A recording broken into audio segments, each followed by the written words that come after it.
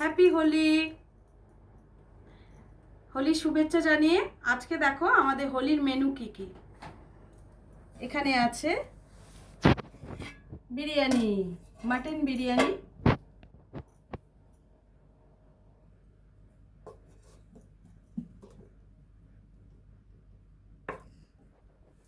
দেখো মাটন বিরিয়ানি করেছি,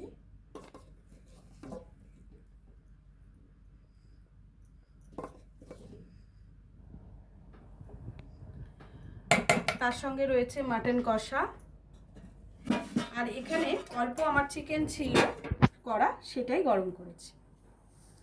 এই হলো আজকের মেনু। কেমন লাগছে তোমাদের অবশ্যই বলবে।